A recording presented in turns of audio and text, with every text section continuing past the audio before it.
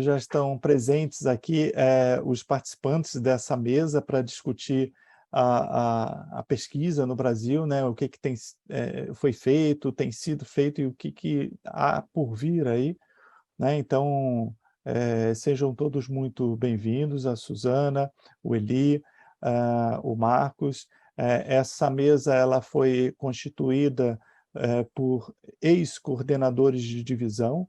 Nós temos o Eli, que foi coordenador da divisão de 2007, em 2007 e 2008, o Marcos Primo, de 2015 a 2017, na sequência veio a Suzana também, de 18 a 20, né? E que vão discutir um pouco esse tema aqui com a gente. Eu vou passar a palavra para o Andrew, né, que ele é o principal organizador dessa mesa, fez contato com todos, conversou com todos, para coordenar, pelo menos essa parte inicial, né, e depois eu faço o encerramento. Tá joia? Fique à vontade, Andrew. Tá bom, obrigado, Marcos. Obrigado a todos pela presença, né? Obviamente a gente te conhece e fica feliz com a participação de diversos aqui.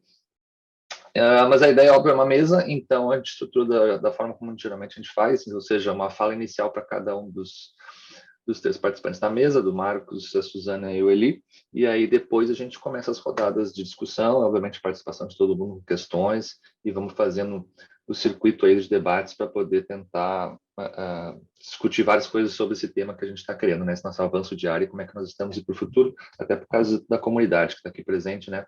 Ajudar todo mundo, os pesquisadores aí, como é que a gente vai avançar com a nossa área.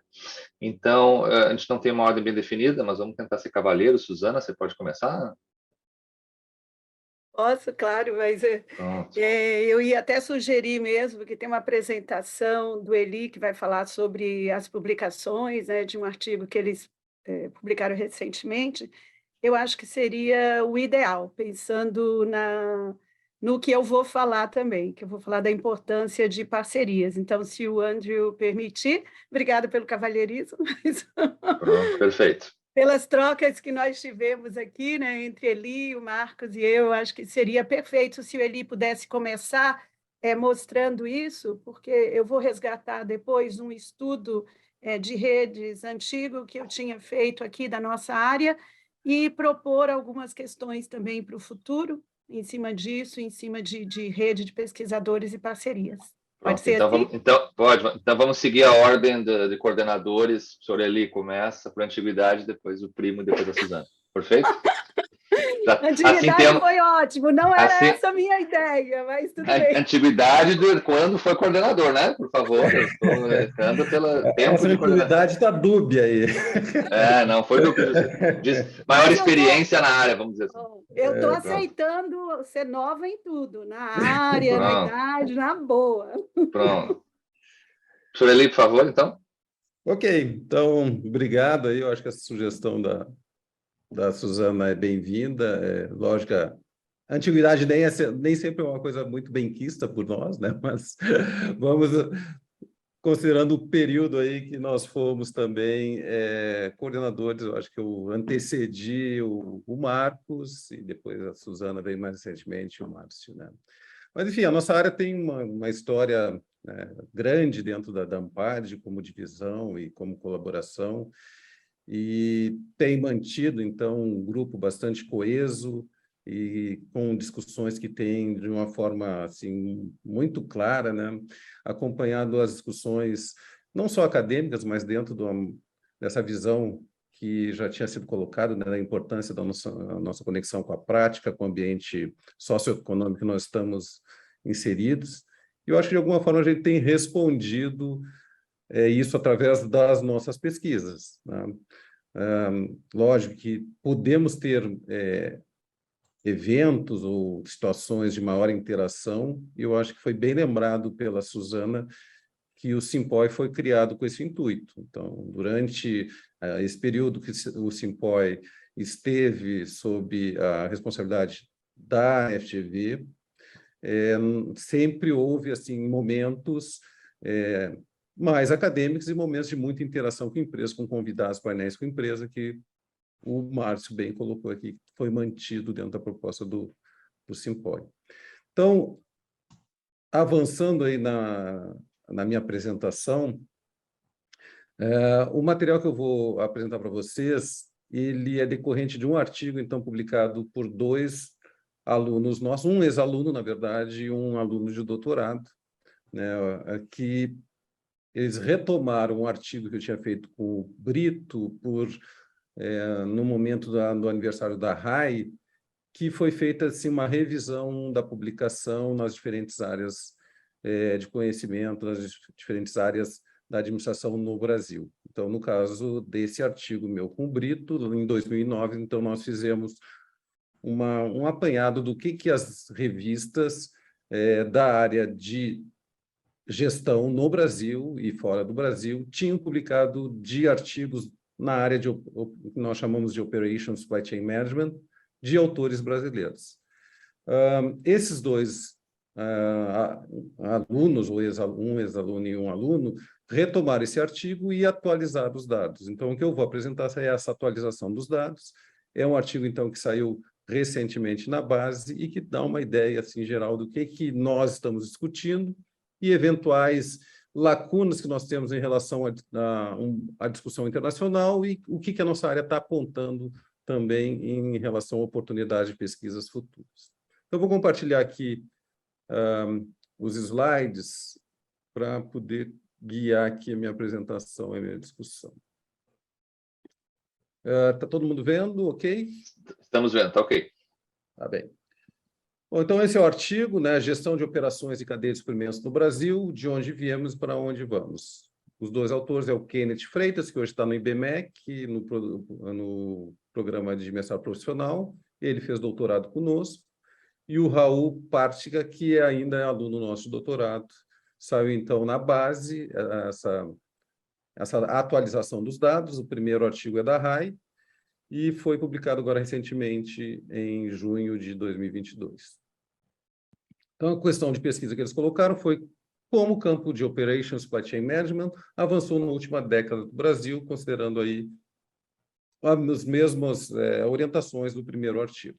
Né? Então, o que foi feito? Eles pegaram periódicos brasileiros e periódicos internacionais. Os brasileiros são CAPES, usando aquela classificação anterior, né, que seria a 2, e também que são ligados ou a escolas de negócio ou associações de administração, como a ANPAD. Então, ali estão a lista dos periódicos, a maioria bastante conhecido como RAC, RAUSP, RAI, enfim, RAP, Organização de Sociedade, que compõem, né, a BAR também, que compõe, então, o grupo de periódicos brasileiros.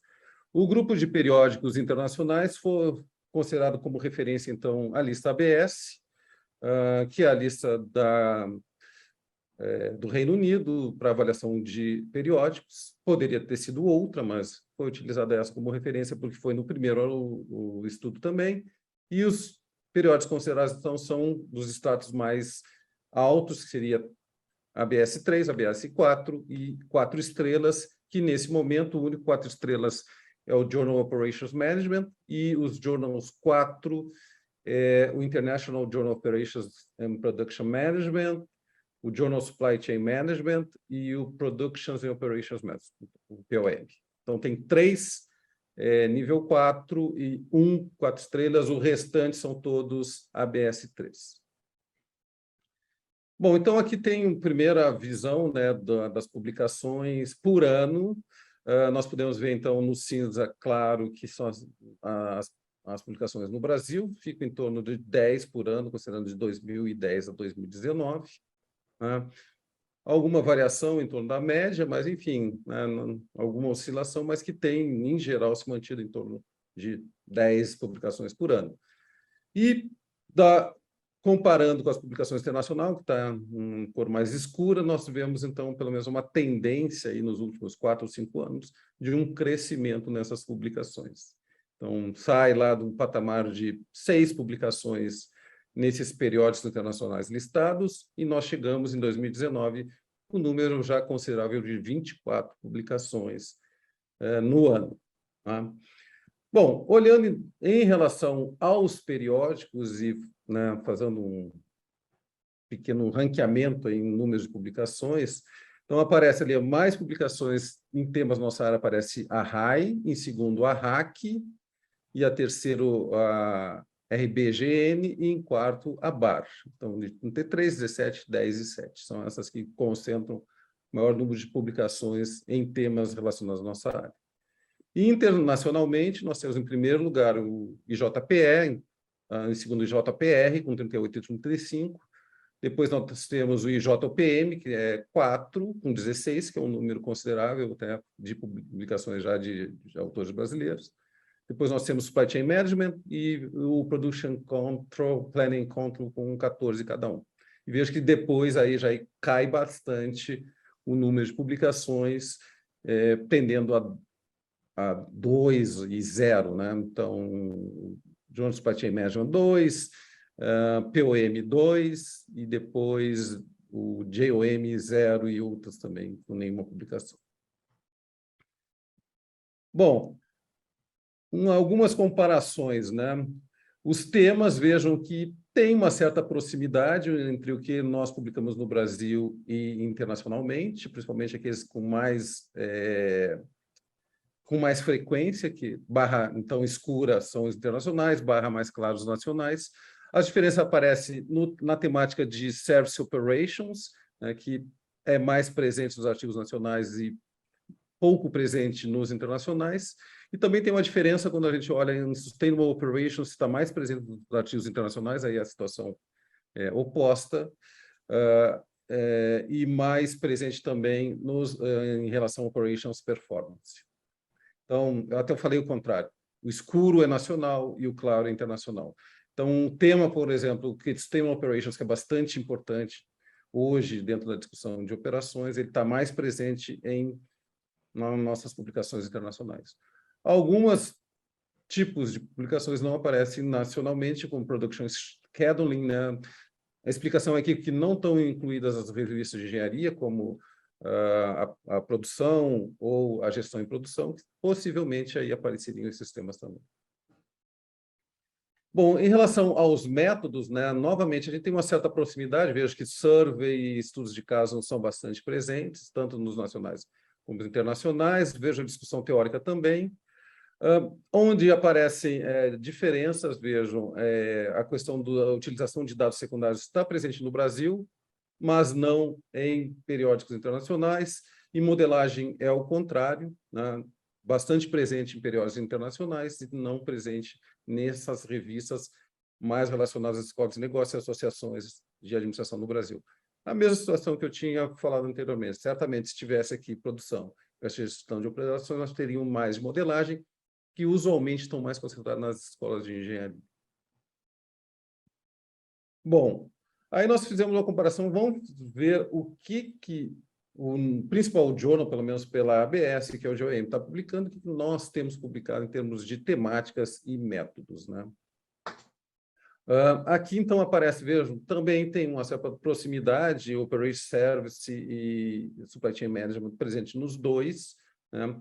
Algumas coisas que aparecem no JOM e não aparecem ainda em publicações de autores brasileiros, né?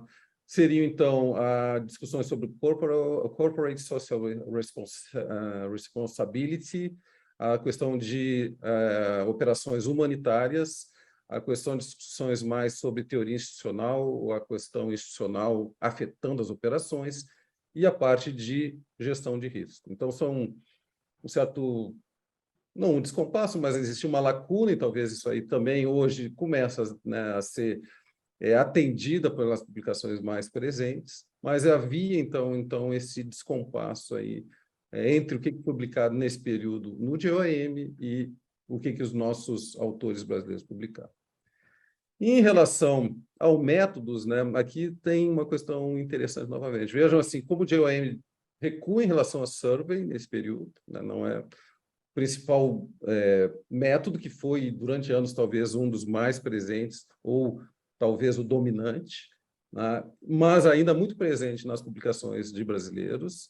O JOM já começa a refletir que a área também se moveu, né, com uma presença mais forte de qualitativos, isso também aparece no Brasil, e aparecem outras questões ali que aí sim, talvez menos comentário. Por exemplo, multimétodo está mais presente lá do que aqui, dados secundários muito presente nesse período no GOM e ainda uma certa pouca participação nos artigos brasileiros, experimento presente bastante forte e uma ausência ainda de publicações de brasileiros nesse período. Bom, o que nós podemos olhar para o futuro? Então, nós pegamos então alguns eventos naquele período ali, 2019, 2020, e foi feita assim uma tentativa de identificar quais temas estavam mais presentes e em relação a temas emergentes. Então, apareceu muita questão de, por exemplo, digitalização, supply chain, a questão de indústria 4.0, essas tecnologias como blockchains, então essa visão mais de o quanto, né, a tecnologia está influenciando a nossa área e, consequentemente, vai influenciar nossas pesquisas. Um outro caminho, então, é mais ligado à sustentabilidade, então aparece a questão de economia circular, a questão mais sociais em relação às operações e às cadeias de suprimentos como um todo, né? Então, Social Responsible Operations é algo que aparece como, por exemplo, um dos temas emergentes no PONS, e tem aí outra parte que está um pouco relacionada também com essa visão talvez mais sustentável, mas não é exatamente a mesma coisa, que é a parte de operações humanitárias, principalmente em relação aos grandes eventos que têm aparecidos, como questões ambientais, a própria pandemia, enfim, todo esse contexto aí de eventos não previstos que ocorreram nos últimos anos. Então, como comentários finais, ali saiu um S até a mais, uma questão que eu fiquei me perguntando com esses dados, né, será que essa pressão por publicação que hoje nós temos no sistema brasileiro e no mundo inteiro, né, é uma indutora da publicação internacional? Nós temos visto, então, um crescimento da publicação internacional entre os autores da nossa área, muito claro ali nos dados dos últimos anos, e uma certa manutenção aí dos números de publicações no Brasil. Eu acho que é importante, assim, quando nós fizemos aquela comparação entre o que nós estamos publicando em termos de temas e métodos, né, se realmente há essa busca de publicação internacional, é importante entender tendências em relação a métodos, novos métodos que estão sendo utilizados. Por exemplo, parece muito claro, né, essa utilização maior de dados secundários, experimentos, é uma coisa que nós ainda não temos tanto trabalhos com esses métodos, multimétodos também é uma tendência. E os eventos, então, sinalizam para esses temas de crescente importância para a nossa área. Então, ficou muito claro, por exemplo, essa parte de digital, new technologies, como algo forte em termos de pesquisa para o futuro, apareceu em todos os eventos naquele período de 2019 e 2020. Também muito forte a questão de operações sustentáveis, tanto olhando a questão ambiental, como também a questão mais social. E, por último, né, influenciado por todos os eventos que nós temos vivenciados, como pandemia, desastres, etc., o papel de operações humanitárias aí, a oportunidade que ela é para a nossa área. Então, seria essa a minha apresentação, acho que serve até para um aquecimento, e eu passo a palavra para o Andrew e para os próximos colegas aí conduzirem. Obrigado, Eli. Ótimo, já dá uma visão do que a gente queria, né, sobre como é que a gente está na área. Ele chegou a botar a referência ali, né, então os demais podem acessar via a base para poder ter relação ao artigo. E o primeiro foi publicado na RAI, na RAI, né? Foi na RAI em 2009, se não estou enganado. Isso. Mas está referenciado nesse artigo também da base, né? Fica fácil a gente achar e discutir. Então, vamos passar para o Marcos, e aí depois, quando a Suzana também terminar, a gente começa as discussões de forma geral. Beleza? Professor Marcos, primo. Obrigado, Andrew. Bom dia a todos aí, que eu não falei, a Suzana, eu tinha falado com o Márcio, é um prazer a gente estar aqui de volta, né? Como Andrew tinha falado, eu estou aí, vamos dizer, conversando com o Márcio, né? Uma transição aí, estou trabalhando em duas áreas, a área tradicional de operações e transitando também na área de operações e inovação, né? Então, eu vou compartilhar aqui alguns slides e pegar uma deixa em cima do que o Eli falou, né? Até peço desculpas aqui, porque eu preparei uma apresentação e bem pesada, com efeito, e era a última apresentação que eu ia fazer, né? O último slot, né, perto das 18 horas, ontem, e ela não compartilhou, né? E eu entendi que eu acho que era o problema ou de internet, ou a apresentação estava muito pesada, e aí eu simplifiquei, né? Para poder, vamos dizer, refiz a apresentação, coloquei um template o mais simples possível, né, para poder compartilhar com vocês. Aí, se não tiver compartilhando, eu vou colocar no modo da apresentação, por gentileza, vocês me... Ô, Marcos, uma sugestão, clica no do lado, que às vezes, clicando nesse de apresentação, não passa o slide. No primeiro à esquerda agora. Parece um livrinho aberto, assim. Livrinho, aí não dá problema. Pronto, então pode ter sido isso que travou ontem e foi complicado. Bem, a minha fala aqui, a minha conversa com os colegas, né, aqui, amigos, né, que estão presentes, pegando o gancho do Eli em cima de lacunas que nós temos, principalmente em relação às publicações internacionais. Ele colocou lá uma lacuna em relação a operações sustentáveis, quando comparando publicações em revistas nacionais com revistas internacionais, em especial o GOM, né, que eles tinham uma ênfase muito maior na parte social, né, da sustentabilidade. E eu vou tentar, em cima disso, falar de um projeto que eu estou trabalhando, né? Eu atualmente sou professor da UFG, mas estou como pesquisador visitante agora na FGV, trabalhando com a Eli, né? Em cima justamente desse tópico de diversidade e inclusão, né? Que estaria dentro de um guarda-chuva maior de sustentabilidade. Então, vou passar para vocês aqui. Primeiramente, eu queria falar um pouco dessa perspectiva ESG, né? Que na nossa área, eu acredito que a gente está muito bem no do ambiental, né? A gente evoluiu quando a gente olha as publicações e operações, né, nossas aqui, de focar muito na eficiência dos processos para ser ambientalmente correto, para uma visão mais proativa. Hoje a gente já trabalha com... A logística reversa é um conceito bem antigo, mas a economia circular, as cadeias globais sustentáveis. Então, a gente tem acompanhado dentro da área a evolução dentro do aspecto ambiental, né? Por isso que eu coloquei o E aqui um pouco maior, tamanho médio G. A governança, eu acho que a gente também tem trabalhado muito em cima das relações contratuais na cadeia de suprimento, principalmente aquelas lideradas pelas firmas focais, né? Que elas conduzem todos esses relacionamentos, né? E esses acordos. E, recentemente, né, está aparecendo na nossa área a discussão das orquestrações, né?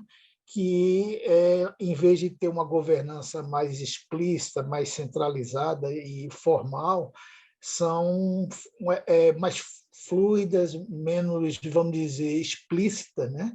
E também orientada não por, vamos dizer, normas e contratos, mas por papéis, né? E assumido por alguns atores. Isso é um tema que está sendo bem discutido já na parte de empreendedorismo e inovação, e a área está começando a trabalhar. Aqui mesmo tem a professora Juliana, né? Bonomi, que está trabalhando, Juliana Santos, né? Está trabalhando com essa temática, né? E o social, né? A gente teve uma preocupação de condições de trabalho nas cadeias, né? Ou seja, o trabalho infantil, o trabalho escravo, tem alguns trabalhos nossos, né, focando nisso, mas o que está se discutindo muito, né, a diversidade e inclusão, eu pelo menos, não tenho visto muito trabalho, né, nosso, e lá fora essa coisa está começando a ser discutida e a gente vai tentar até trazer as razões, até porque tentar entender por que isso. Primeiro, falar um pouco dessa questão da diversidade de participação. A diversidade, se você olha ela a nível de indivíduo, né, a nível micro, você pode vê-la sob vários ângulos, né? Diversidade de gênero, étnica, racial, etária, né? Que é uma coisa que eu tenho trabalhado bastante, né? As pessoas 50 mais, né? A de orientação sexual, PCD. Então, é um tema muito complexo e cada um desses tipos de diversidade são diferentes, né? Além do mais, quando você olha também, ainda nesse nível, a questão da inclusão, você começa a ver conceitos como o conceito de equality, né, que você tem participação igual desses diversos segmentos, mas também dá condições de que elas possam se integrar, né, o conceito de equity, né, que como não adianta você colocar uma pessoa que tenha deficiência, chama PCD, pessoa com deficiência, dentro de um processo produtivo e não dar as condições para que ele possa ser um elemento efetivo, não produtivo. Então, você tem que dar condições diferenciadas, isso é uma coisa também que está sendo trabalhada, né? E a nível de ecossistemas, né? Eu participei de um painel agora, antes da nossa discussão, está muito quente essa discussão, né, dos níveis meso e macro, né? Onde a gente tem desenvolvido alguma coisa a nível de redes de empresas, rede de fornecedores, com empresas parceiras, né?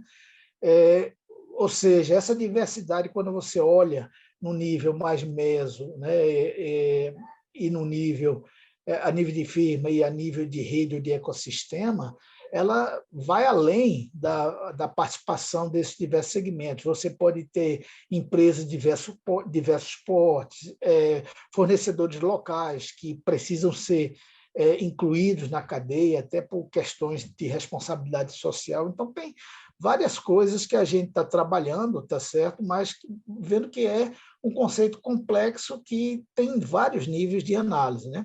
E tem trabalhos mostrando que a diversidade, junto com a coerência, que a gente vê que é uma proxy de alguns conceitos que a gente tem trabalhado, como coordenação e integração, elas coproduzem a resiliência de ecossistemas e redes a choques externos. Ou seja, está aparecendo muito trabalho, principalmente em relação à resposta das redes, das empresas e cadeias em relação à Covid, em cima do conceito de resiliência, né? De ter se adaptado a esse tipo de choque e que isso está se começando a discutir, não tem trabalhos, inclusive, conclusivos, mais ensaios teóricos, que a diversidade tem um papel nessa formação ou nessa coevolução dela com a coerência na formação da resiliência, né? E o impacto, né? A gente pergunta, tudo bem, na prática, né? Eu acho que o Washington até colocou, o Wellington, desculpe, no começo, o impacto disso na prática. Muitos trabalhos de consultoria estão levantando, a gente, inclusive, está até um pouco atrás em termos de academia em relação a essa discussão do qual o impacto efetivo de diversidade e inclusão, né? Então, tem trabalhos aí de consultorias como a Centro que mostra que empresas que têm, vamos dizer, programas de diversidade e inclusão, elas têm menos barreiras, são mais criativas, e se você olha até para a questão de performance financeira, né? A diversidade de gênero, a diversidade de ética, essas empresas conseguem ter uma performance de 25% e 35%, respectivamente. Então, isso tem impacto financeiro, e se tem impacto, né, financeiro, isso interessa a gestão, interessa também a parte de operações, né? Nós temos trabalhado aqui alguma coisa nessa questão de inclusão de fornecedores, né? Que esses programas onde você procura diversificar o portfólio de fornecedores, tem uma redução de risco, melhora da imagem, está entendendo?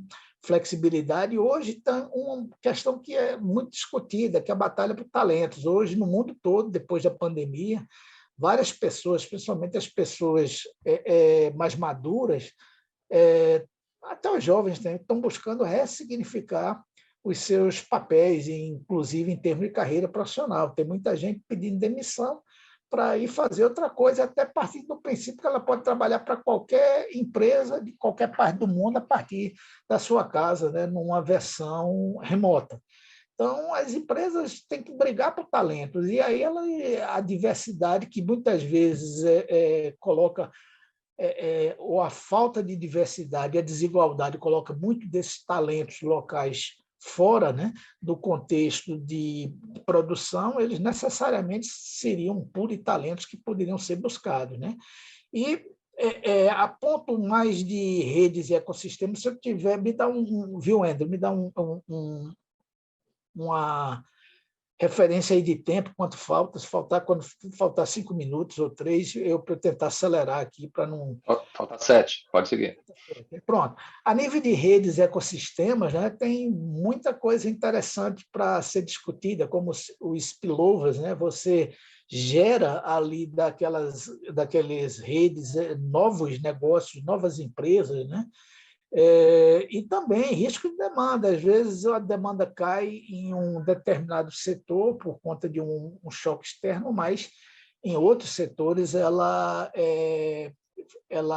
favorece bastante. Ela tem, na nossa área, a gente viu que o setor de logística teve vamos dizer, um crescimento impressionante, né? E logística aliada com inovação, as logtechs, porque de hora para outra o mundo parou, mas os produtos ainda passaram a ser entregues agora sendo pelas compras, o e-commerce, né, as compras online, mas a logística teve um crescimento estrondoso, né? Grandes grupos praticamente dependeram da logística para poder ter essa evolução, né?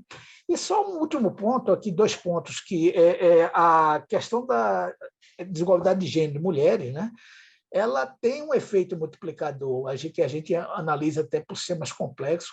Empresas que são fundadas ou lideradas por mulheres, elas tendem, principalmente quando são voltadas para negócios sociais, a ter uma maior contratação de mulheres também e aumentar a diversidade. E essas empresas têm a Kaufman Foundation, que tem pesquisado muito isso, tem associado isso a maior resiliência dessas startups, né, ou empresas fundadas por mulheres, e também uma maior digitalização de processos no enfrentamento da Covid, né? Eu, pessoalmente, tive um trabalho que, mesmo sendo na parte tradicional, no Production Planning Control, né, que mostrou a substituição na indústria naval de uma produção orientada a projetos por uma produção enxuta, né, que foi no estaleiro, case do estaleiro do Atlântico Sul. E a força feminina foi um fator extremamente importante, né? Não apenas em posições de liderança, né, em PPCs e supervisão, mas principalmente uma atividade que está lá na base, no chão de fábrica, que é fundamental para a indústria naval, que é a parte de soldagem, né? As mulheres, porque a soldagem ela tem características bem artesanais, elas conseguem ser melhores soldadoras que os homens, né? Em termos de paciência, de fazer um trabalho artesanal mais dedicado, e isso é crítico. E essa força feminina lá no estaleiro foi uma das grandes razões que o estaleiro saiu, vamos dizer, praticamente multiplicou a produtividade. Quem quiser ver lá o trabalho, 4, 5 vezes, né? Conseguiu chegar a nível de produtividade dos estaleiros asiáticos. Mas qual é a realidade dessa diversidade? A gente está falando que tem todas essas vantagens em potencial, mas eu fui pegar o setor de inovação, né, de startups. A B Startups fez um censo muito assim abrangente, né, quase 2.800 startups no Brasil, das 3.000 e tantas que tem, né, e viu que a grande maioria foi feito um estudo no Brasil e um em São Paulo. A grande maioria diz que diversidade é uma coisa muito importante, que apoia. Quando você vai para a questão demográfica, dentro dessas startups, praticamente nenhuma delas tem PCD, nem transexuais, pessoas 50 a mais é a minoria, e tem casos de 20%, por exemplo, dessas startups não tem uma mulher sequer trabalhando, né? Ou um terço delas não tem uma pessoa preta ou parda. Então, mostra que, apesar de tem uma incoerência grande, tem um discurso e tem uma realidade que é bem diferente, né? E avançando nessa questão também não é só a questão demográfica, mas também de desigualdade em termos de oportunidades, né? A gente vê que as mulheres só têm ocupado 19% dos cargos de liderança nas empresas de inovação, ou seja, que seriam as empresas que teriam uma maior diversidade, né? Quando olha startups fundadas por mulheres, que são aqui esses 4, porque só mulheres, né? A cofundada pode ter uma mulher na fundação, mas quando é só mulheres, 4,7% das startups, elas recebem só 0,04% do capital que é aportado para as startups. Então, tem uma discrepância tremenda, né? E geralmente as mulheres são startups mais novas, de menor porte do que as fundadas por homens, e para ainda piorar a situação, existe um conceito de interseccionalidade que mostra, tudo bem, tem muitas mulheres, mas não tem muitas, mas as que têm, mais de 3/4 são brancas e quase 90% hétero. Então, mesmo você atacando um ponto, uma dimensão da diversidade, que é a diversidade de gênero, você ainda deixa descoberto vários outros tipos, né? Então, como último slide, uma sugestão de pesquisa na nossa área, eu estou fazendo esse trabalho e eu acho que eu estou com um problema muito sério que eu fiz, eu acho uma grande besteira, foi ter juntado essa discussão de diversidade e inclusão com ecossistema de inovação e com a parte de orquestração, que são áreas que têm vamos dizer, uma literatura bem distinta e, muitas vezes, bem pouco presente na área de operações. Então, para fazer sentido a essa coisa, eu estou aqui há quase 3 meses batendo cabeça e tentando ver o que é que operações tem a ver com isso, né? Tentar trazer essa discussão para nosso campo. Então, levantar esses habilitadores, por quê? Se todo mundo acha que diversidade é importante, por que a gente não tem, dentro dos processos produtivos, uma força de trabalho mais diversa, né? E também procurar fazer trabalhos que mostrem esse impacto da diversidade e inclusão em resultados que nos são muito importantes dentro da área de operações, como produtividade, né? A gente viu, de certa forma, não conseguiu isolar, mas viu esse impacto lá no estaleiro em termos de ganho de produtividade com uma presença feminina maior, mas a gente não conseguiu fazer porque era uma pesquisa, inclusive, qualitativa, né?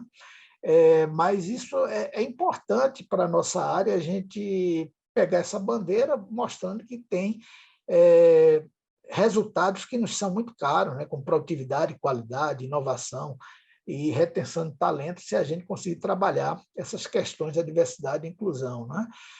Assim como essa efetividade. Hoje existem vários programas, principalmente em empresas de grande porte, de estímulo, né? Vamos dizer, a uma diversidade do portfólio de fornecedores, principalmente tentando agregar fornecedores locais, né?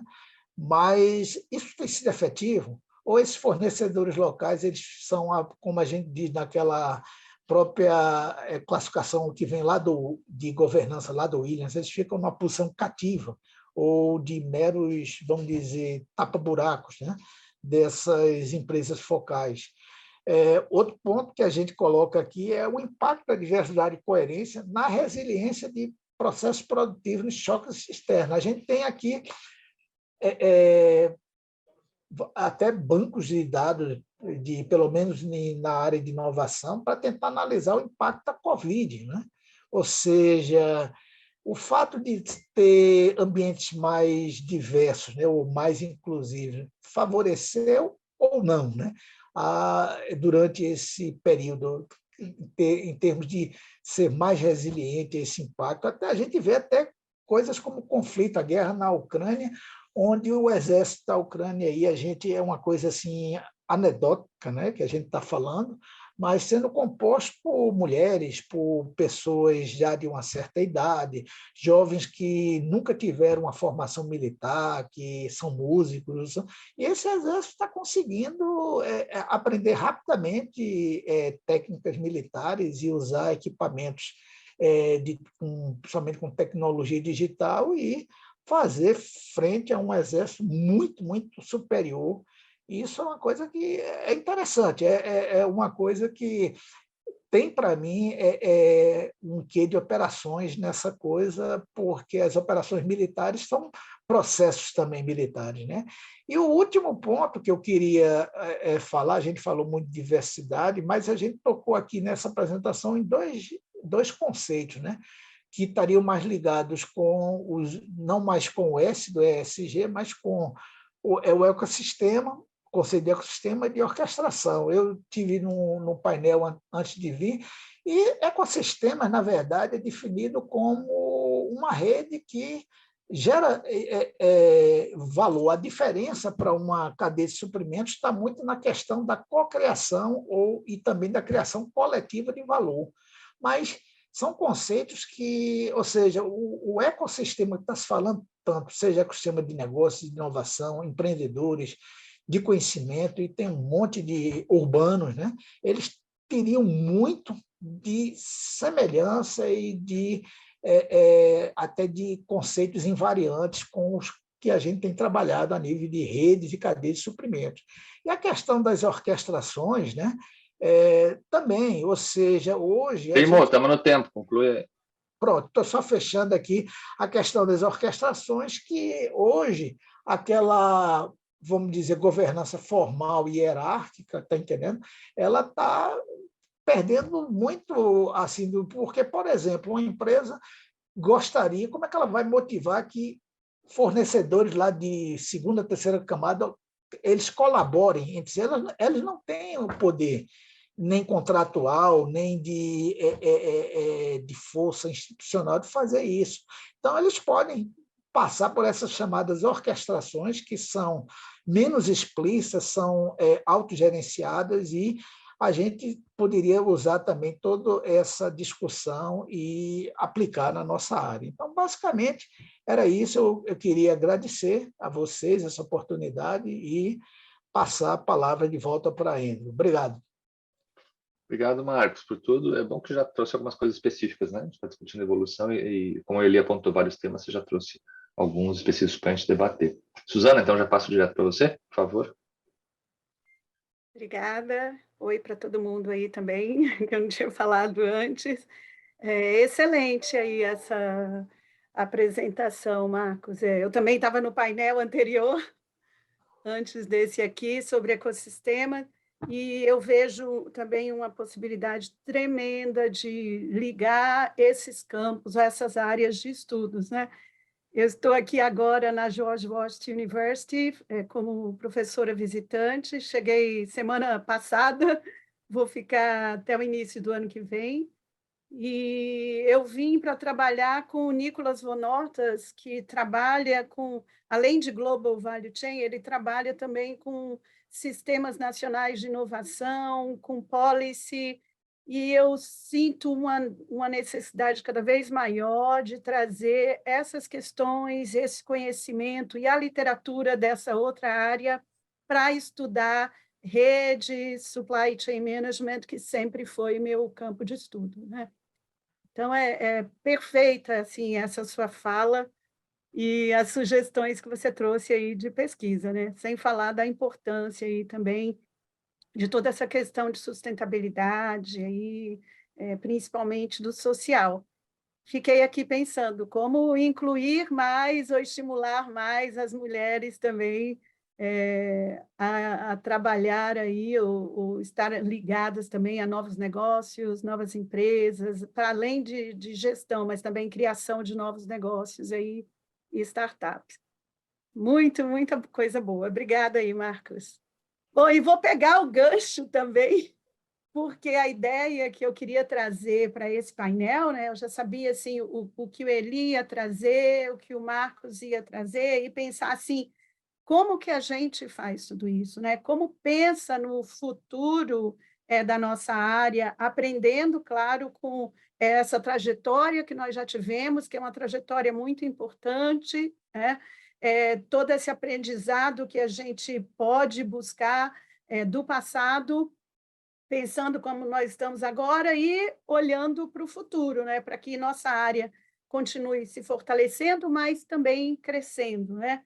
E algumas possibilidades de pesquisa, aí o Marcos colocou, como está o nosso desempenho em termos de publicação e de alcance internacional. O Eli trouxe muito bem aí também nesse estudo.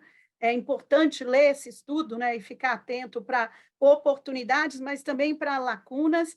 E aqui eu queria trazer uma reflexão do que eu imagino que pode nos ajudar a trabalhar nessas lacunas ou alavancar também oportunidades dentro desses temas que o Marcos trouxe aqui para a gente agora.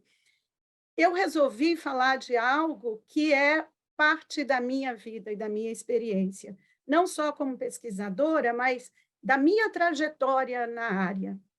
Como que minha trajetória evoluiu e como eu pretendo que ela continue daqui para frente. Então, eu resolvi falar um pouco da minha experiência como pesquisadora. Como que foi isso dentro da área de gestão de operações. Eu, desde o início da minha vida como pesquisadora, eu estou nessa área e pretendo continuar, por mais que eu esteja buscando novos horizontes agora. Então, eu resolvi falar da importância das redes de pesquisa, porque foi exatamente o trabalho em redes, em colaboração, que me trouxe até aqui e que construiu a minha trajetória dentro da área de gestão de operações. E eu enxergo o futuro da nossa área passando cada vez mais pelas redes de pesquisa. Por isso que eu escolhi falar desse tema aqui nesse painel. Tá? Obrigada aí demais pelo convite, Andrew e Márcio.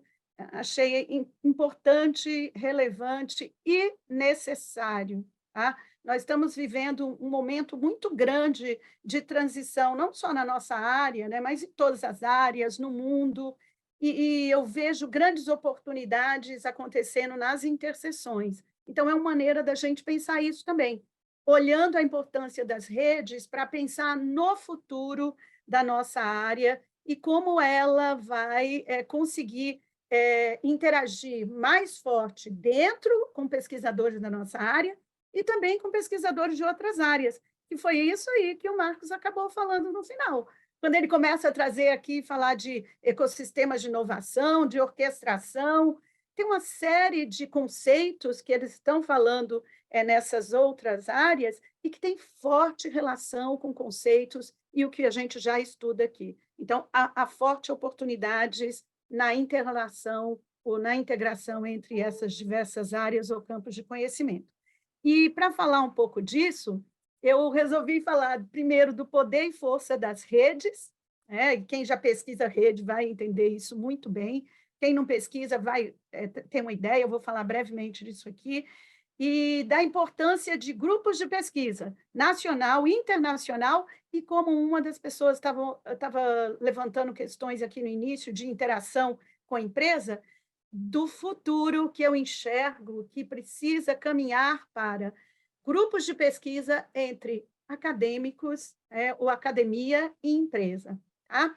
Para falar da força das redes, então, assim, tem muita coisa sobre redes, tem uma literatura ampla sobre isso, mas eu resolvi resgatar um artigo que eu trabalhei em conjunto com o saudoso professor João Mário, né, que foi meu orientador, infelizmente, não está mais aqui, e um colega querido também, dois, na verdade, foi o Guilherme e a Michele, que fizeram o estudo deles. Na época, eu estava orientando um aluno de PIBIC, era um aluno brilhante e que queria conhecer mais da nossa área, e eu fui trabalhar com ele para entender como que eram formadas as redes e os grupos na área de operações.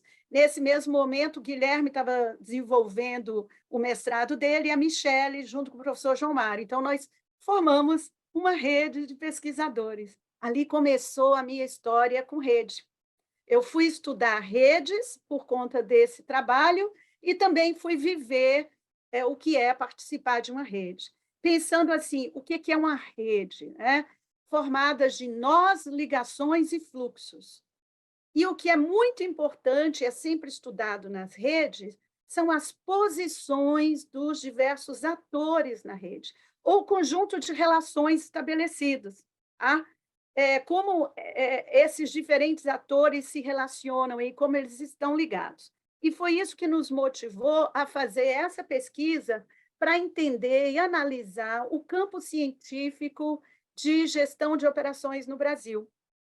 E a gente estudou isso a partir de um ator super importante, que é o pesquisador. Então, nós fomos investigar a rede social de pesquisadores. Tá? Esse artigo foi publicado em 2010, na RAI, ainda quando existia a RAI eletrônica, e ele foi um ponto de partida tanto para minha paixão por redes e para explicar até a trajetória que eu venho seguindo e estratégias até que eu venho seguindo como pesquisadora, porque a partir daí eu entendi exatamente como a pesquisa pode evoluir com mais força, principalmente em um país como o nosso, onde os recursos ainda são muito limitados. Eu vim de uma universidade pública federal, hoje eu estou na FGV e AESP, eu tenho acesso a diferentes recursos e possibilidades do que eu tinha quando eu era pesquisadora na Universidade Federal do Mato Grosso do Sul. E eu entendo muito bem as diferentes realidades. Eu trabalho muito com pesquisadores que estão no Norte, no Nordeste, e nós temos uma diversidade imensa de acesso à pesquisa e a recursos no nosso país. E a participação em redes pode ajudar a alavancar ou minimizar essas diferenças. Tá? Aqui, nesse estudo, eu não vou falar muito do estudo, tá? Mas quem tiver interesse, é um estudo que eu pretendo atualizar em breve, né? Deixa eu voltar primeiro desse período aqui, mas pensando nesse painel de hoje, eu fiquei com mais vontade ainda de atualizar esse estudo, mas o pressuposto que a gente teve na época de fazer essa pesquisa foi conhecimento científico é construído socialmente. Por isso, o nosso objetivo foi analisar a rede de pesquisadores no campo de gestão de operações. E, na época, como tinha pouca produção, olha só, tinha pouca publicação em journals, em revistas, e assim, a gente estava olhando nacional, em revistas mesmo, e tinha pouca até opções de lugares para publicar, de revistas para publicar. Quando nós olhamos isso, nós falamos, puxa, não dá para olhar só as revistas. Na época era RAI, RAI Eletrônica, RAC Eletrônica, RAUSP, RAUSP Eletrônica, Brazilian Administrative Review, que era BAR, Revista de Gestão de Produção, e o Journal of Operations Supply Chain Management, que foi, na época, lançado em parceria com o SIMPOI, e era onde os pesquisadores da área conseguiam publicar em termos de revista. Tá? Por isso, nós decidimos incluir o ENAMPAD e o SIMPOI, que era onde todo o início da pesquisa na nossa área surgia, e onde a gente conseguia entender muito melhor o direcionamento da pesquisa, porque a quantidade de artigos de pesquisadores da nossa área nas principais revistas de administração do país era ainda muito pequeno. Tá? Se vocês olharem os números aí, onde tinha a maior parte de publicação, no período que nós analisamos, tá? Que foi de até 2009, né? De 1997 aí até 2009, a que tinha mais publicação era aqui, Revista Gestão e Produção da UFSCar. Fora isso, a nossa participação, por exemplo, na RAI, olha, nesse período todo, a gente só teve 30 artigos da nossa área, RAI Eletrônica mais 12, Revista de Administração Contemporânea 31, quer dizer, era pouco demais, a produção era muito baixa. Em contrapartida, a gente via que nos eventos, né, como a ENAMPAD, principalmente o SIMPOI, que era focado na área, tinha muita produção. Então, nós resolvemos investigar quem eram os pesquisadores, como eles estavam se relacionando, separamos aí por alguns períodos para facilitar a evolução da área, mas os principais resultados nos levaram a ver que a configuração dessas redes de pesquisadores indicava que os pesquisadores formavam grupos coesos de colaboração, e os grupos não eram isolados. E a gente percebeu também o quanto essa estrutura de rede era benéfica para potencializar a troca de informações, e isso ajudar também a alavancar a área. E nós vamos ver, eu já vou mostrar a evolução das redes aí, vocês vão ver como esse crescimento foi grande. E o posicionamento dos pesquisadores na rede também mostrou aí algumas questões relevantes sobre os relacionamentos e como os relacionamentos dos pesquisadores se relacionam com a produção de artigos no campo. Então, os resultados evidenciaram aí, empiricamente que tanto a quantidade de laços quanto a diversidade de laços, e aí vem o contato dos pesquisadores com diferentes grupos, ajudava a alavancar positivamente o volume dos artigos publicados. Tá? Claro que a gente não analisou aí a qualidade desses artigos, e até sugerimos que estudos futuros fizessem isso. Eu comecei até a investigar, assim, durante o ENAMPAD, no encontro com diversos colegas aí da área, fiz uma investigação assim, informal para tentar entender quem foi seu orientador, né? Com quem você trabalhou, com quem você publicou as primeiras vezes, para tentar entender se, de fato, isso que nós vimos quantitativamente aqui se configurava na realidade, no dia a dia aí dos colegas. E, de fato, para o pequeno grupo que eu amostrei ali, que eu conversei, eu e o professor João Mário, porque na época a gente saiu conversando com alguns colegas, ficou claro o posicionamento do pesquisador na rede, a importância da gente interagir com outros colegas de diferentes instituições, de diferentes áreas, no momento que você faz um doutorado, um mestrado, um doutorado, mas principalmente o doutorado, o pós-doc, e depois interações de alguns colegas, como o Marcos falou agora, que está como visiting scholar, e eu aqui agora como visiting scholar.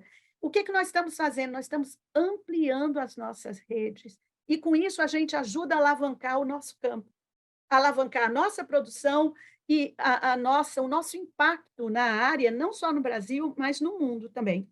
Tá? E até um dos resultados principais que a gente coloca aí para discussão no artigo é que parece ser mais contributivo mesmo estabelecer relacionamento com pesquisadores que não são seus atuais coautores, para você aumentar a diversidade dessas relações. Isso não quer dizer que é para parar de trabalhar com seus atuais contatos ou seus colegas, mas é também para buscar novos contatos e novas parcerias. Isso tem uma coerência muito grande aí com o que é discutido na teoria sobre capital social, e que fala dos laços fracos. Tá? E o que a gente investigou aí, conseguiu identificar, é que essa relação, né, e dos laços fracos permite explorar novos recursos, tá? A partir do acesso que ele possibilita a grupos sociais diversos. E aqui tem um retrato da evolução da rede da nossa área aí, no nosso campo, no Brasil, até o período de 2009. Gente, olha o salto que teve do início, que a gente marcou de 97 a 2001, para o que acontecia em 2009. Imagina um retrato disso hoje, como deve ter aumentado. Como Eli mostrou ali no início, que também a nossa publicação internacional cresceu, como a gente está sendo visto internacionalmente cresceu, eu imagino também que essa rede hoje vai estar muito mais coesa e, ao mesmo tempo, com o surgimento de novos grupos de pesquisadores. Olha o que aconteceu mesmo no ENAMPAD, quando eu ingressei aí como coordenadora, nesse período, logo após o Marcos sair, nós tivemos algumas mudanças no ENAMPAD como um todo, e dentre essas mudanças foi estimulado trazer pesquisadores de outros estados para a liderança, e, com isso, também tentar estimular a participação de uma maior diversidade de pesquisadores da nossa área e do Brasil no ENAMPAD. E a gente viu surgir grupos que até então não tinham uma voz muito forte no país.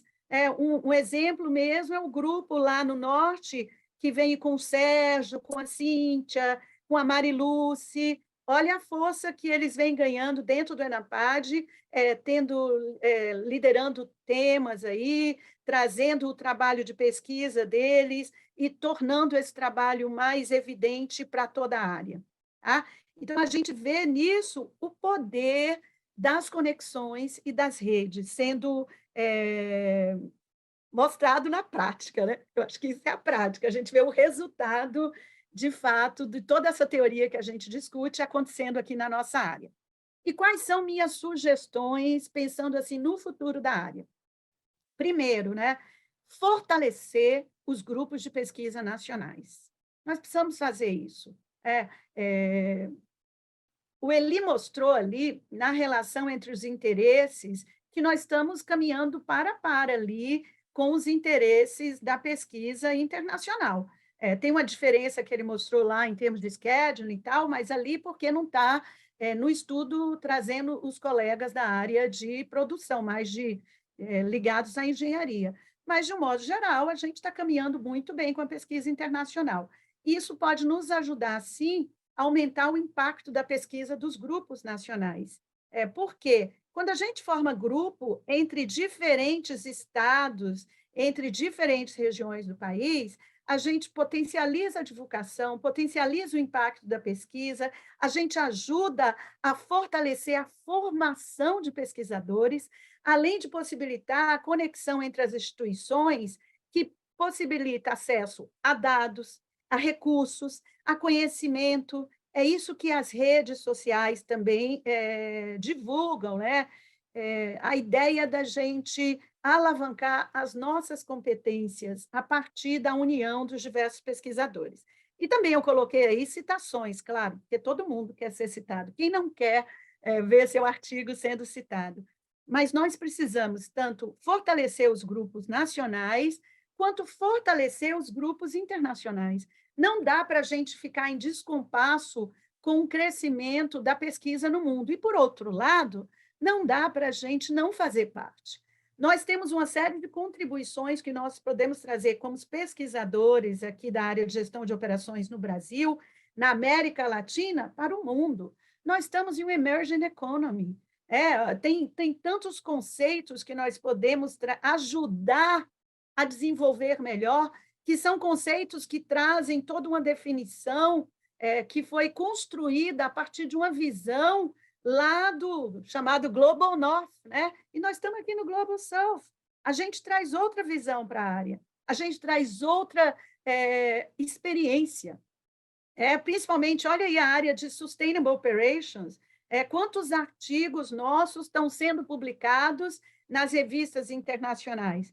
Porque a gente traz uns questionamentos e uma visão muito mais próxima de problemas sociais dentro de operações, que muitas vezes pesquisadores lá do Global North conseguem ler sobre isso, mas para poder trabalhar com isso e coletar dados, ele tem que vir para aqui.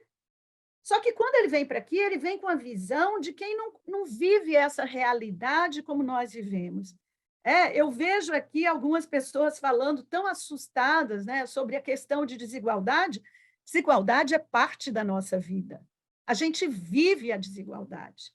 Desde que eu nasci, eu estou imersa na desigualdade aí no Brasil.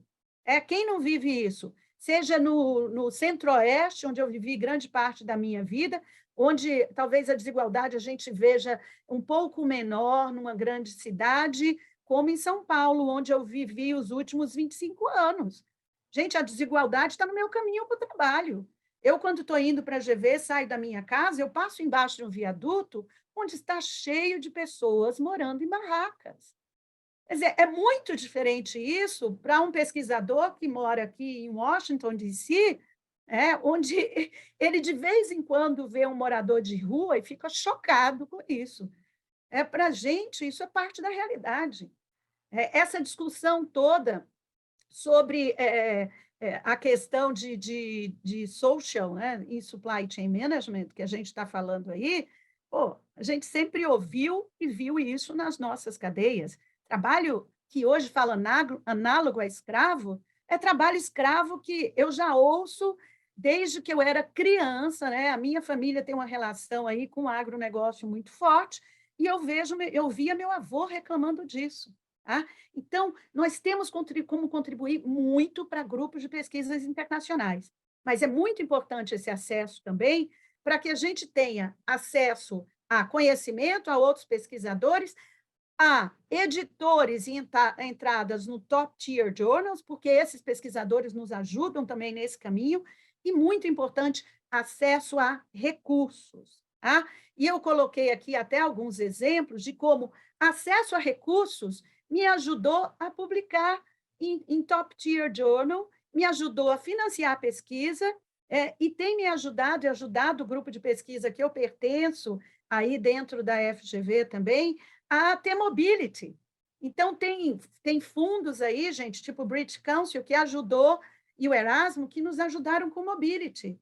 Como é que eu pago? O GV não me paga para sair viajando aí para todos os lados. Não, eu tenho que buscar recursos. As nossas agências nacionais estão com recursos limitados. Então, a gente precisa buscar recursos nessas agências internacionais. Tá? E aí tem 2 bons exemplos que eu acho que os pesquisadores precisam buscar. E, para finalizar, e aí vai até, a gente volta àquela discussão que estava no início aqui desse painel, que é a formação de grupo de pesquisa entre academia e empresas. E eu não coloquei governo no texto, mas governo também precisa vir junto. Tá? E quais são os benefícios disso? E o exemplo que eu estou trazendo.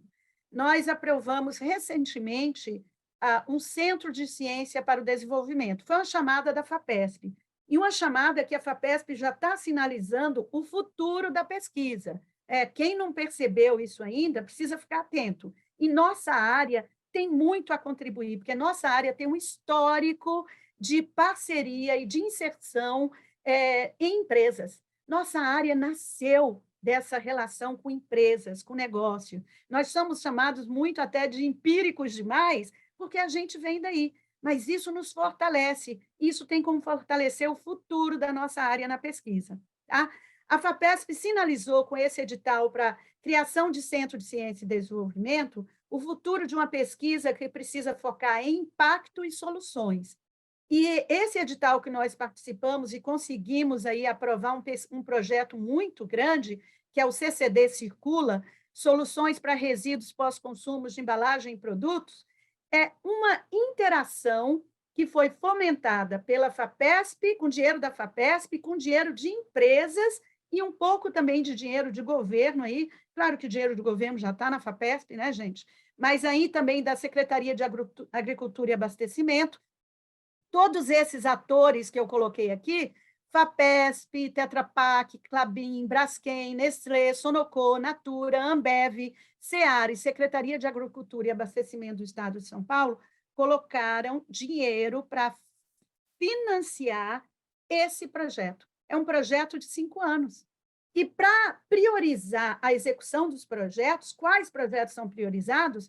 Eles não são priorizados pela lacuna, simplesmente pela lacuna identificada na literatura, mas eles são priorizados pelas necessidades de soluções para os grandes problemas ou os desafios globais.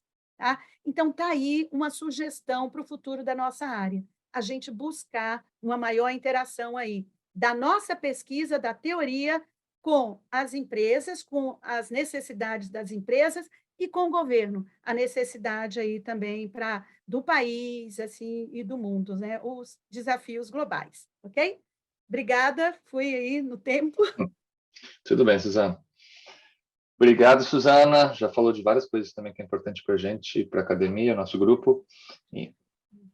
Então, deixa eu só fazer um primeiro comentário rapidinho. Infelizmente, eu tenho um outro compromisso pessoal, daqui a pouquinho eu vou ter que me despedir, mas o Márcio segue assumindo e tocando, mas fico muito feliz por estar aqui com vocês e poder ajudar a conduzir isso aqui. Então, vamos passar a interação com os demais, mas deixa eu fazer uma primeira rodada, ou seja, né, vou fazer um questionamento e aí podemos seguir na sequência, o Eli, o Marcos e a Suzana falam rapidamente, que eu acho que é muito mais para tentar puxar um pouquinho do que a Suzana estava falando, tentar ajudar a nossa academia, né, nosso grupo. O que vocês acham que... a gente sempre tentou vender Brasil mais fácil, né? Antigamente, para vender, a gente dizia, a gente é um país terceiro mundo, né? Então os dados nossos são legais. A gente, às vezes, vendia assim antigamente para ser mais apelativo, né? Para os jornais internacionais. Mas hoje, como a gente já evoluiu bastante, o que você acha que o Brasil tem evoluído de teoria nossa ou temas nossos que realmente, não só essa prática como a Suzana estava falando, o que o Brasil tem desenvolvido, o próprio Marcos falou algumas coisas, o que a gente tem desenvolvido que a gente poderia levar lá para fora, que a gente poderia avançar aqui como academia, que temas que a gente, Brasil, está avançando e poderia mostrar isso lá fora melhor e avançar nisso. Eli? Bom, o primeiro comentário que eu acho que muitas vezes, acompanhando um pouco essa questão da discussão da editoria internacional, né, e eu ouvi isso de editores internacionais, quando você, digamos assim, regionaliza uma pesquisa sem ter necessidade dessa regionalização, isso pode indicar, ou pelo menos sugerir até mais uma fraqueza do que uma qualidade, né? Então, se você colocar lá Brazilian Data, o Brazilian Approach, sem necessidade, você está trabalhando um tema que é discutido, né, internacionalmente, nem sempre há nessa necessidade, tá? Então, assim, eu acho que nós temos avançado como grupo de pesquisadores brasileiros dentro de um cenário internacional de uma maneira bastante consistente nesses últimos anos. Se você olhar hoje, como a Suzana tinha mostrado, né, tem, de forma consistente, né, tido publicações de brasileiros nos journals top tiers, todos eles, com exceção ali do Journal Operations Management, mas tirando esses, lógico, uma frequência maior ou menor em um ou outro, mas nós temos, de uma maneira geral, publicado nesses periódicos. Tentando, assim, ver o que tem de comum, talvez, nessas publicações, lógico, tem algumas questões que o Brasil tem muito a contribuir, e tem contribuído historicamente. Acho que essa questão de sustentabilidade é uma, por toda a questão, assim, do próprio tamanho do país, as questões aí presentes de discussão de Amazônia, enfim, o agronegócio brasileiro, como impactando ou não a questão ambiental. Então, assim, o Brasil tem realmente uma posição forte em relação a tema nessa questão ambiental, né? Também isso é uma questão talvez mais dos emergentes, né? Nós que também aparece nas economias mais desenvolvidas, mas a questão social nas cadeias de suprimentos. Então, tem tido publicações nossas discutindo essa questão, como trabalho forçado, trabalho escravo, outras questões sociais que impactam as cadeias de suprimentos. E isso é uma temática assim, que é presente hoje no mundo e nós temos também publicado e participado bastante, né? Questão a teoria, eu não sei se nós temos uma teoria local, acho que nós temos talvez contribuições que podem, assim, dentro de discussões, ter um olhar um pouco diferente. Eu acho que o Marcos tinha comentado, pelo menos nas nossas discussões, não sei se hoje ele enfatizou isso, mas, assim, se nós formos discutir pobreza no Brasil em relação ao tema dele, né, em empreendedorismo, talvez pobreza para nós seja um conceito um pouco diferente do que os países envolvidos falam. Então, talvez trazer esses recortes que sejam muito específicos da nossa realidade em temas ou em enfoques que já são explorados, essa é uma contribuição potencial nossa. Então, em resumo, eu acho assim, nós temos, sim, né, contribuído em termos de temáticas, algumas temáticas nós temos uma posição mais presente hoje, e, ao invés de fazer aquela tradicional tropicalização que, às vezes, historicamente, nós tentávamos fazer sobre um tema, nós temos que mostrar o que realmente nós somos diferentes, o que nós podemos mudar o entendimento em relação àquele tema explorado, que é diferente, por exemplo, no nosso contexto, talvez, de emerging dos industrializados ou contexto regional de América Latina, que pode ser diferente da Ásia ou outras regiões do mundo. Ok? Perfeito. Isso mesmo. Primo? Oi, André. Veja só, eu concordo com o que ele falou. Assim, quando a gente, isso é um problema, até se a gente vai fazer um artigo, bota evidências do Brasil, a gente bota ou não bota? Porque isso pode pegar bem e pode pegar mal, né? Assim, por se você não tiver efetivamente uma racionalidade para aquilo ali, né? O que eu vejo, pegando o gancho de Suzana, é temas que a gente pode ter uma contribuição, usar aquela coisa que nos é desfavorável como uma oportunidade. Por exemplo, o Brasil é notoriamente conhecido pela desigualdade. Então, você tem, por exemplo, um agronegócio extremamente rico, tecnológico, tem as agrotechs, e tem pessoas vivendo em condições assim de pobreza, de miséria extrema, trabalhando nesse setor. Isso pode, vamos dizer, essa desigualdade, ou seja, essas pessoas estão lá na rede de criação de valores, né? Mas para essas pessoas, está entendendo? Questões assim como, por exemplo, inclusão, que o país de primeiro mundo, a gente olha a literatura, eles praticamente não discutem essa questão de inclusão social, porque isso foi resolvido, né?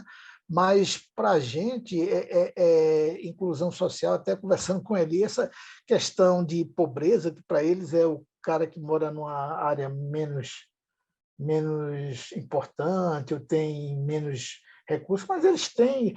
Pobreza para a gente é questão de sobrevivência, né? Assim, de não ter acesso a questões básicas, saúde, educação.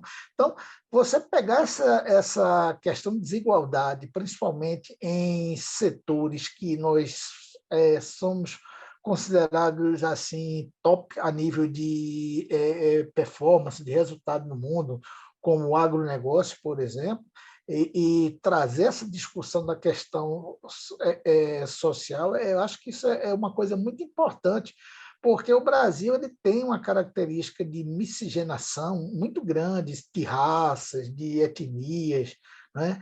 E isso assim faz com que a gente tenha, assim, seja um laboratório que você vai para um país de muitas vezes desenvolvido e você não tem essa, vamos dizer, toda essa questão dessa diversidade de uma forma mais ampla. Então, eu acho que, como temática, a gente poderia usar a desigualdade a nosso favor, está entendendo? Ou seja, discutindo a desigualdade em contexto que a gente é considerado extremamente competitivo a nível mundial, né? Isso é a minha visão. Pronto. Obrigado, primo. Suzana, eu sei que você já falou um pouco na tua fala, mas alguma coisa a retomar, acrescentar?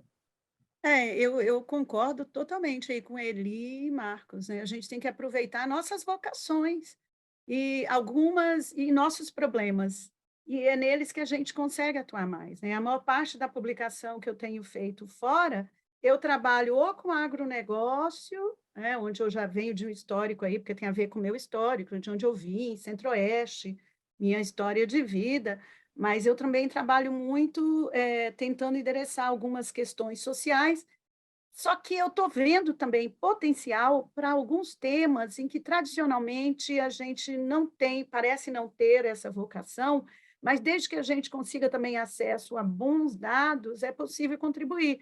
Como, por exemplo, aí, como o Marcos estava falando, na área de inovação. Tem muito que a gente pode trazer da área de inovação, né?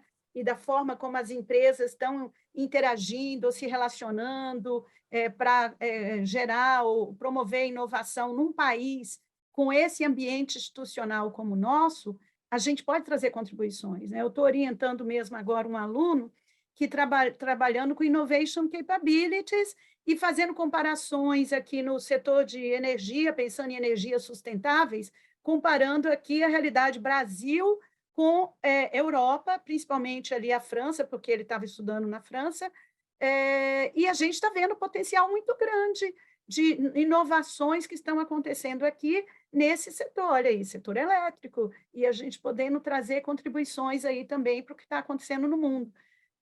Então, eu vejo possibilidades inúmeras, mas claro que tem uma abertura maior quando a gente toca em temas que lá fora eles nos conhecem mais. Então, falar de Brasil, falar de emerging economy, quando você fala de social sustainability, de environmental sustainability, de circular economy, todo mundo quer ouvir, porque eles têm essa preocupação com o Brasil, porque está na mídia também.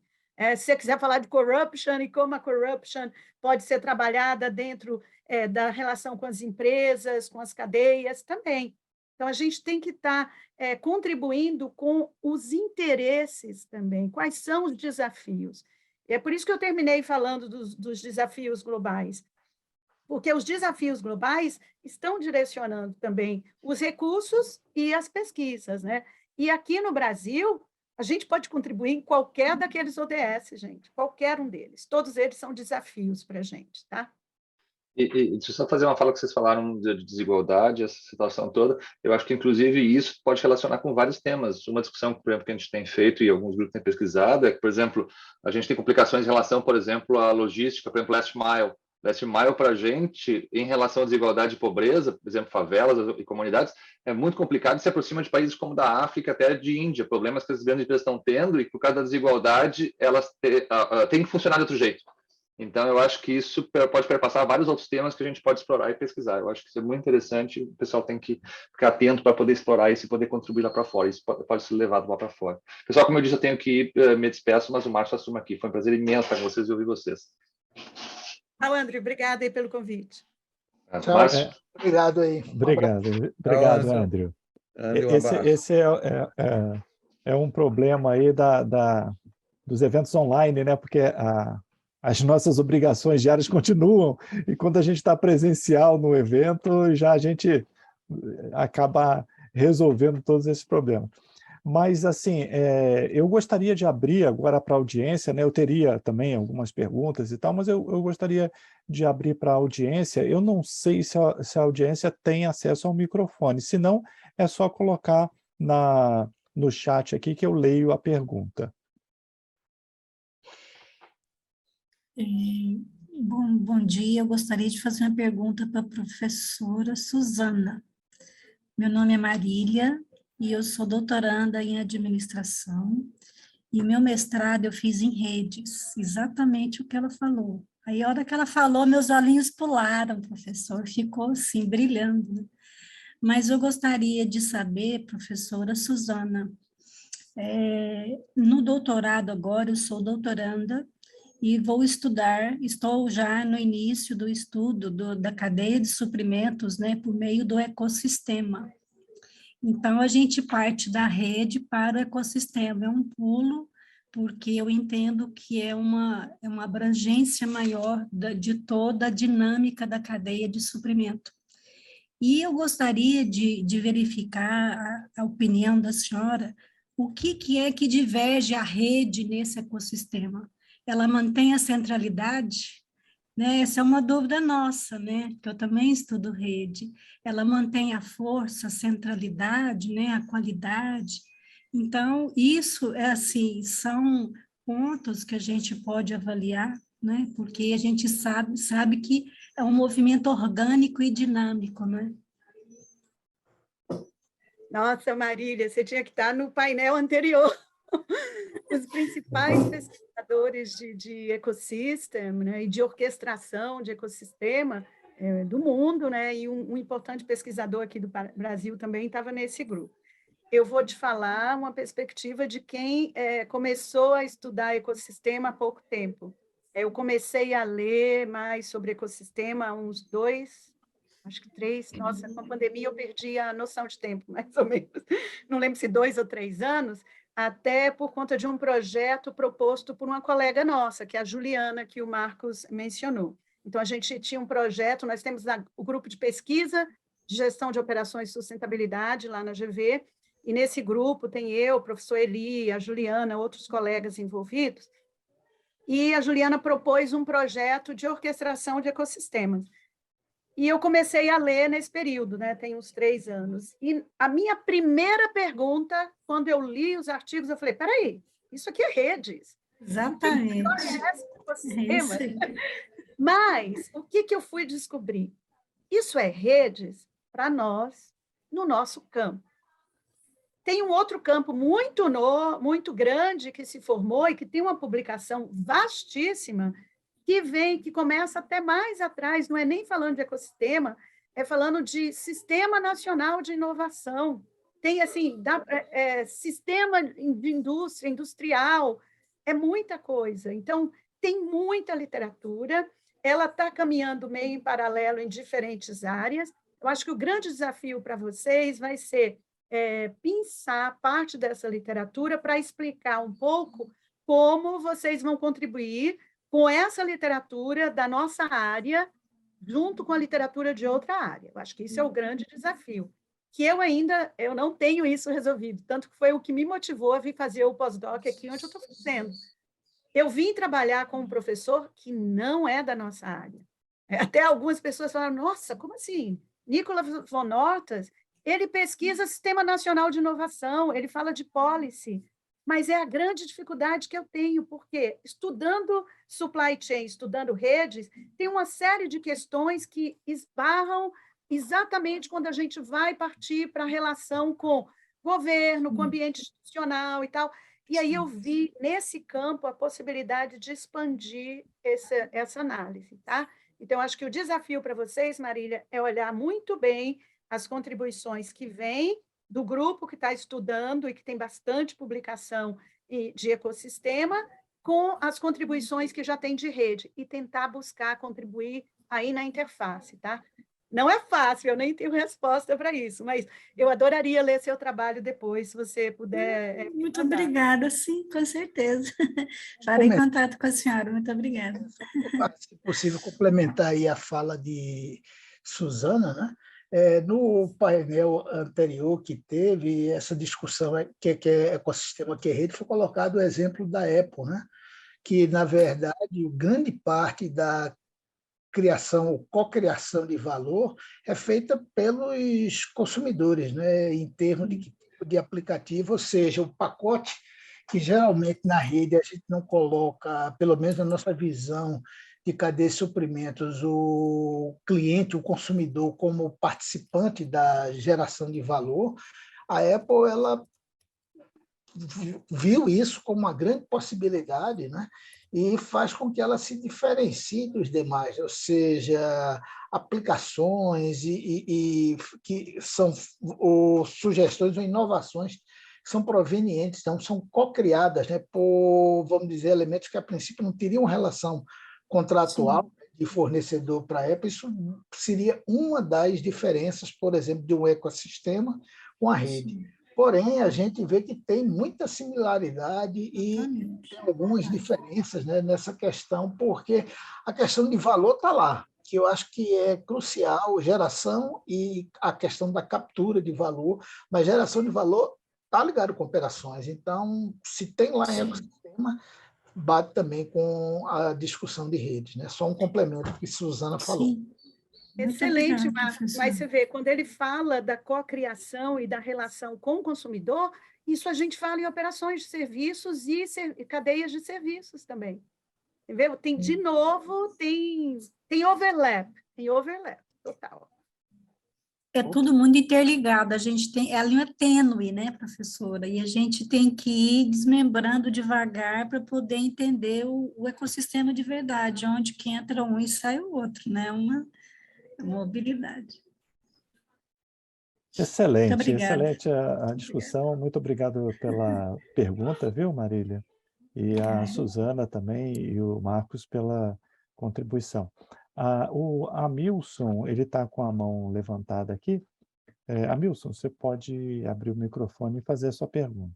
Boa tarde, já 12h17, agradeço a participação. Eu sou daqui do doutorado da FUCAP no Maranhão e gostei muito do debate.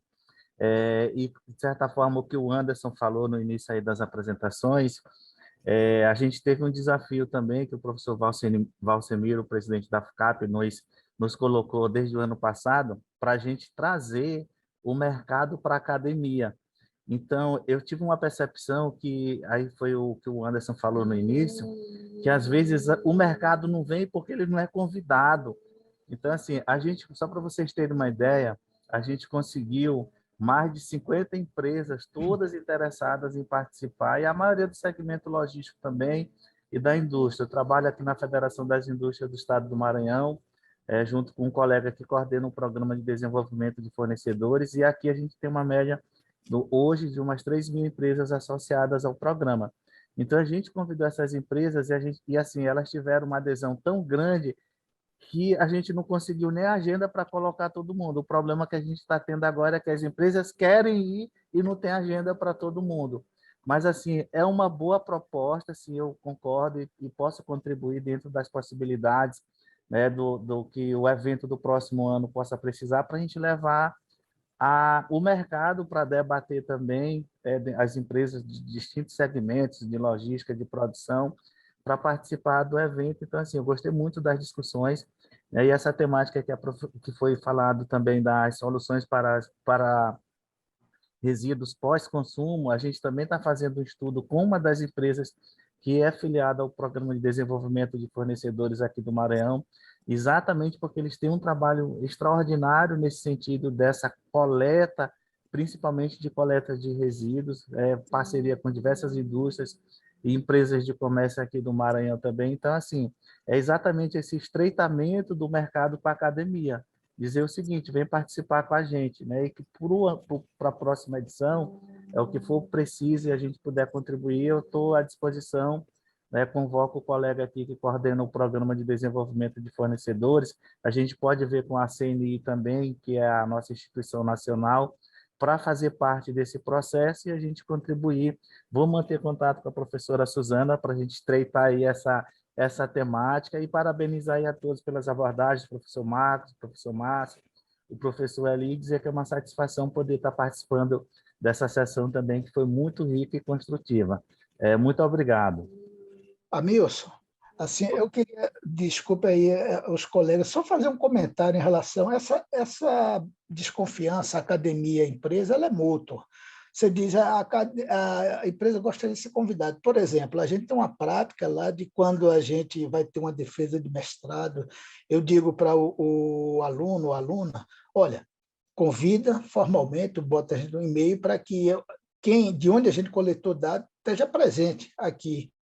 Praticamente ninguém vem. Ou seja, há o convite e tem também o retorno. Como a gente usa o tempo deles somente nos estudos qualitativos, faz entrevistas de profundidade, o mínimo que a gente pode fazer não é fazer um relatório lá que entrega que ninguém vai ler, mas ir lá e dar uma palestra mostrando, inclusive, até o impacto para a prática do trabalho que a gente fez, né? Então, eu acho que essa falha ela está nos dois lados, essa desconfiança, está entendendo, que precisa ser trabalhada.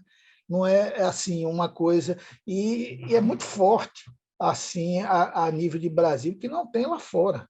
Está entendendo? É uma coisa que a gente vai ter que trabalhar muito para poder minimizar esse problema. Não sei a opinião dos colegas, né? Eu concordo com o que o Primo falou, eu acho que não tem culpado entre se é a academia ou se é as empresas. Eu acho que é um processo, né? A diferença que nós ainda temos em relação aos países mais envolvidos é que tem pouca gente ainda da academia dentro das empresas, ou seja, mesmo que a gente expandiu muitos mestrados profissionais, agora que esse efeito está acontecendo. Mas eu acho que no momento assim, que nós tivermos mais gente qualificada, mais canais abertos, a tendência é se estreitar. Então, isso é muito perceptível em países como a Alemanha, por exemplo. Me lembro, um pouquinho antes da pandemia, eu estive na China, aí eu estava lá na CEIBS, que é a Chinese European Business School, tinha a maior empresa, nós estávamos numa mesa discutindo a questão de logística com o professor de lá, que é o meu contato, o Xian Zhao, e mais algumas pessoas de empresa. E essa empresa, que era a maior empresa de logística da China, que até ela tem operações no Brasil, apareceu assim, ele era tipo um assessor, mas ele estava sendo preparado para ser diretor da empresa. Ele recém tinha terminado o doutorado dele na Penn State dos Estados Unidos, um doutorado acadêmico. E ele tinha sido contratado para trabalhar na empresa. Então, assim, esses laços já são mais consolidados, talvez, em outros países. Eu acho que no Brasil a gente avançou bastante. E, novamente, eu acho que aqui também aparece um pouco das disparidades regionais, né? Talvez em São Paulo isso já esteja um pouco mais azeitado, digamos assim. A GV tem muita interação com as empresas. Mas é o nosso papel, é formar gente, colocar essas pessoas no mercado, pessoas mais qualificadas, e abrindo esses canais aí que vai enriquecer a discussão para nós, como pesquisadores, e para as empresas para ter acesso também a um conhecimento mais qualificado, um conhecimento mais de ponta. É isso mesmo, Eli. Eu estava numa discussão em uma aula do Nicolas mesmo, né, no Van Hortas, aqui, ontem, que ele estava falando de Sistema Nacional de Inovação aqui nos Estados Unidos, e essa discussão que existe aqui, reclamando que a academia não se une com a empresa. Eu falei, como assim? Peraí, a gente acha que nos Estados Unidos está resolvido? Não está. E ele até falou assim, o problema principal é que os incentivos e objetivos são diferentes. Ele fala, quem investe em pesquisa básica aqui nos Estados Unidos? Essencialmente é governo. As empresas, a indústria, ele quer investir numa pesquisa principalmente para no prototipagem, a partir de prototipagem, mas principalmente para lançar novos produtos no mercado e lucrar com isso. Né? Aí você chega, e a academia? Qual o incentivo da academia? Ele até deu um exemplo assim, bem escancarado. Ele falou, se você quiser buscar ensino, bom ensino, você vai estudar na William Mary, que é uma universidade privada que tem aqui perto, na Virgínia. Agora, se você quer ter contato com top de pesquisa e com pesquisadores de top, você tem que vir aqui para George Washington, para Harvard, para MIT. Mas a preocupação nossa maior não é com ensino, é com pesquisa e publicação, porque é assim que a gente é medido na academia e a divulgação das nossas pesquisas é a nossa prioridade. Então, como é que você quer fazer que pessoas que recebam, ou instituições que recebem estímulos e benefícios diferentes e são avaliados de formas diferentes, simplesmente se unam pelo bem maior? Tem que ter alguém coordenando e empurrando tudo isso, que foi o que eu comentei quando a FAPESP lançou esse edital do CCD. Suzana? Oi? Orquestrador. É orquestrador, é isso. Na hora que a FAPESP, que tem o dinheiro, fala assim, tá aqui o dinheiro, 20 milhões para cada projeto, mas a gente só dá 10. Os outros 10 têm que vir de empresas e outras instituições. Está forçando isso a acontecer. Porque se não fizer isso, se não tiver o incentivo certo, por que eu, que sou medida por publicação, vou me meter a fazer projeto para trazer solução para a empresa? Como assim? O incentivo não é esse. Então, o mundo real funciona assim. Então, a gente precisa estar atento a essas diferenças, né? Se é medido diferente, você vai performar diferente. Mas eu vejo que é um momento propício, exatamente o que ele falou. A gente pode buscar ter desafios comuns, mas aí fica para FAPESP, CAPES, CNPq, né? Assumir esse papel de orquestrador, ou mesmo as nossas instituições também mudarem as formas de nos avaliar, para que a gente também tenha esse estímulo. Eu achei que essa proposta da FAPESP já deu uma sinalização perfeita, mas ela está ajudando, ela põe dinheiro, aí ela chama as empresas para colocarem também. Aí a gente senta junto para trabalhar junto, e todo mundo se beneficia. Né? Tem um caminho bacana aí, excelente essa discussão. Suzana, é excelente esse exemplo que você trouxe aí da FAPESP, viu? Realmente, eu acho que uma coisa que é necessário são os objetivos comuns. Né? Então, quando você tem objetivos difusos, de fato fica complicado juntar as duas coisas, academia e empresas com objetivos bem difusos. Né? A gente tem alguns exemplos, por exemplo, no Vale do Paraíba, algumas empresas de ponta colocando dinheiro em institutos, em universidades no Vale do Paraíba, mas assim, essas empresas não são tão top em pesquisa, em publicação, e eles estão resolvendo o problema dessas empresas e construindo novas tecnologias de produção, manufatura, tal, e porque os objetivos são comuns. Eu tenho interesse em desenvolver novos processos, mas não tenho interesse de publicar, às vezes até mesmo de patente, não tem nem interesse de fazer patente, ele quer resolver o problema e tal, então junta interesses comuns. Então, quando você tem um exemplo desse da FAPESP que força essa interação através de financiamentos compartilhados e tal, é muito bacana. Bom, A gente tem aqui o nosso tempo praticamente encerrado, temos 2 minutos. Se alguém estiver muito ansioso para fazer uma pergunta que possa ser feita em menos de 1 minuto e respondida em 1 minuto, a gente ainda tem esse tempinho aqui, porque senão vamos encerrar a sessão. Alguém tem algum comentário, alguma pergunta para fazer? Só tenho a agradecer pela participação e pelas palestras. Muito obrigada. Nós é que agradecemos, viu, Marília? Como eu falei, esse horário aí que avança pelo horário do almoço, realmente ele é um pouco ingrato, mas eu acho que nós tivemos aqui uma discussão muito rica, importante para a área, né? Com aqui coordenadores de divisão que vêm desde 2007, né? Até hoje, começando aí para o professor Eli, e a gente tem uma história. Talvez seja importante que nós, para os próximos eventos, a gente possa manter viva essa